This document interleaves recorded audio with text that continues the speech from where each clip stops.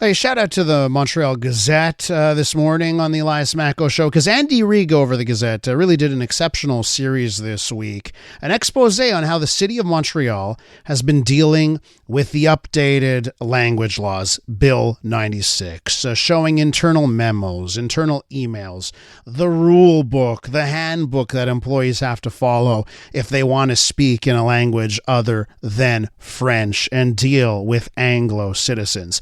I wanted to get some perspective now that this all four parts have been released. So Eva Ludvig's on the line, president of Talking, Advocating, Living in Quebec, known as Eva. It's Talk, right? Yes, it is. It's Talk now, and that used to be the old QCGN.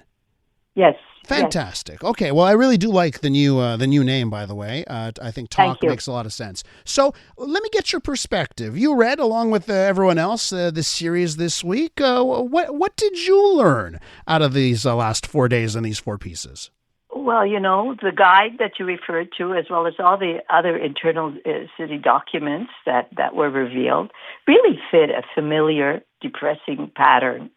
It's a harsh mix of complicated rules emanating from Bill 96 and all geared really to curtailing English and the rights of English-speaking Quebecers to get access to services in their language. It follows the pattern that we saw just not too long ago about the ill-fated directives regarding access to health and social services, which were withdrawn but are supposed to be coming out at some point again. And really, going back to the whole effort, which this government is willing to continue and is continuing to legislate identity, to remove English from the public space, and on top of that, to try to legislate human behavior. It's a sad day when you need a script to interact with people who are supposed to serve you, or how they are supposed to talk to you. No. And it's an unfortunate fact that it seems to be just going on, and we're worried now. Here's Montreal jumping on the bandwagon, and we're worried what happens with other municipalities. Will they follow the pattern? Will they be obligated to follow the pattern? Now, I got to ask you this because, I totally understand your gut feeling here. And I had that, that's been my gut reaction to much of this series. But we did get various perspectives this week. One of the perspectives that I think that I'd like to throw at you is, if we want to interpret this generously, and that there's maybe something good over the fact that every employee now in Montreal, there's no excuses for denying service to English in these scenarios. Now, of course, there's the handbook. You got to do this first. You got to do that. I get how it's onerous. But, no matter in the city of Montreal, at least now employees have it there in black and white that at the end of the day, they can provide English service. Do you view that at all, that it could be viewed as a positive? Well, I'm hoping that will be the outcome. But when you read the guide and when you read the way it's done, it's really about how not to speak in English, not about how to speak in English.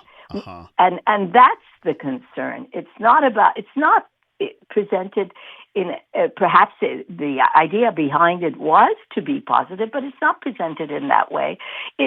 The whole point of the snitch factor, as Andy put it, of ratting out, whether your colleagues or others about not following the rules, and the rules are French unless, and the unless is even more restrictive than really in Bill 96.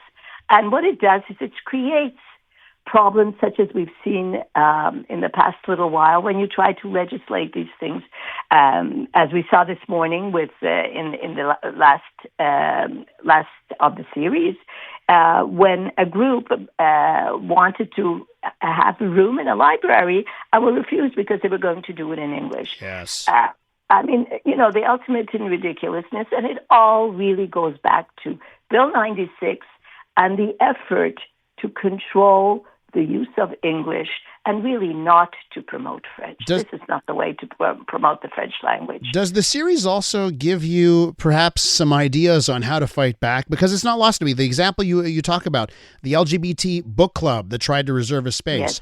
That the third part of the series that shows that in part the public shaming, when the story went national and international, there was more like, we got to do something about this. We're looking dumb. And, I should point out, remember when they changed the phone message at the city of Montreal? Yes. It was a year ago, and I on my iPhone, I recorded what the message was. I posted it to Twitter. Then the French media took that and started doing stories about it, and it was so embarrassing they had to change the phone message. Do you take away from this, hey, at least we know if we want change, we got to shame them? That's exactly it. And we are learning, the community is learning, and individuals in the community are learning to push back. We saw it with the Burgundy Lion. Yes, and yes. The office was forced to go back on it. The health directives, they were scrapped because we pushed back. And I think it's very important to push back.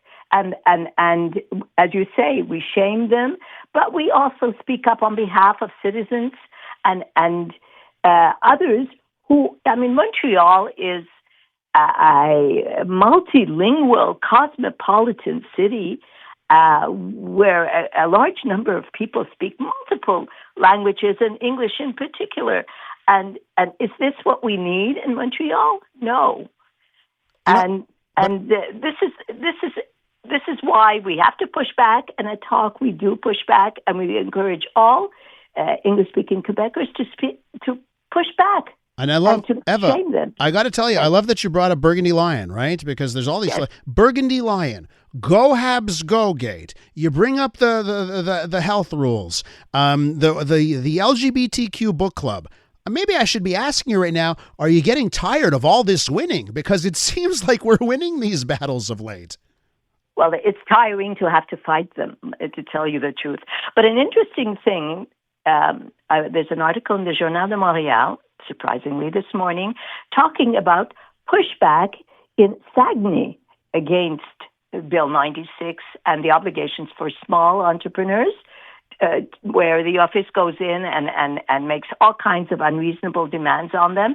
And these small entrepreneurs who are just working to make a buck and, they have to meet with these bureaucrats.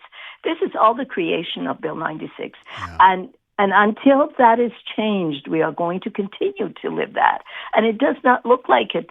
The priorities of the Legault government, which the premier himself announced yesterday, priority number 4 is identity. And here we go again, and it's just divisive and unnecessary and just creates tension between English speakers and French speakers. And I think Francophones are coming to realize that.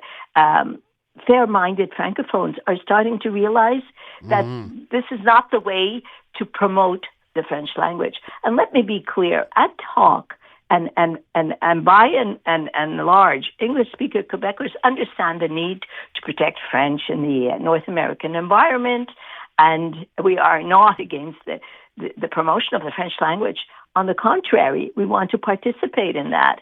But we also want to be respected, and we also want to understand that we are part and parcel of Quebec history. We built this province together with our Francophone friends, and this needs to be recognized, respected, and celebrated. I got to tell you, Eva, thanks for bringing up that story in Journal, right? Because I think it will take some more stories like this of, an owner of a toy store, 6 toy stores, saying we're trying to compete against Amazon. What are you doing with all of these rules? Eva, great chat. Thanks for coming on. We'll talk again soon, okay? It's a pleasure. Thank you for having me. Eva Ludvig, president of TALQ, talking, advocating, living in Quebec.